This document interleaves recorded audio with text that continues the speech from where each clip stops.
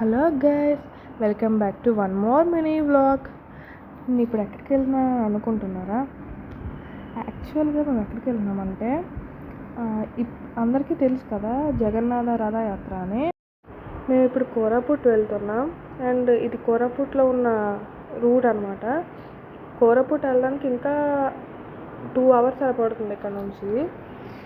And ఇక్కడ చాలా nature చాలా బాగుందని దిగి మరీ వీడియోస్ ఫొటోస్ తీసుకున్నాం. అండ్ అస్సలు చెప్పాలంటే ఎంత బాగుందో, ఫ్రెష్ ఎయిర్ అండ్ అస్సలు చాలా బాగుంది.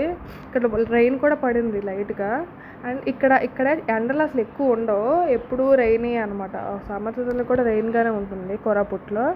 నాకు తెలిసి చాలామందికి తెలిసి ఉండొచ్చు ఈ ప్లేస్. కోరాపుట్ అనేది ఒడిస్సాలో ఉంది.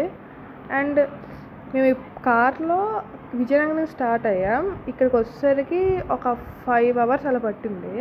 ముత్యాలమ్మ టెంపుల్ అనమాట, చాలా బాగుంది ఇది. మార్నింగ్ 6కి అలా స్టార్ట్ అయితే వెళ్ళేసరికి 11 అలాగ అయ్యింది. అండ్ ఇది జగన్నాథ స్వామి టెంపుల్ అనమాట కోరాపుట్లో. చాలా బాగుంది, సేమ్ పూరిలో అలాగే ఉంటుందో అలాగే ఉంది. కొంచెం రూపాలు అనమాట, గజ రూప అవన్నీ, ఈ రూపాలన్నీ ఇక్కడ ఉన్నాయి టెంపుల్ బయట. అండ్ టెంపుల్ కూడా చాలా బాగుంది. అండ్ ఇది శివుడి టెంపుల్లో బయట అనమాట.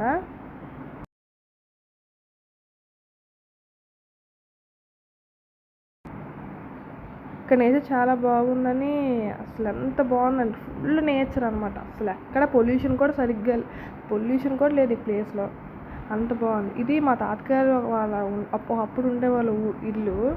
జగన్నాథ స్వామి రథయాత్ర అని అక్కడికి వచ్చా.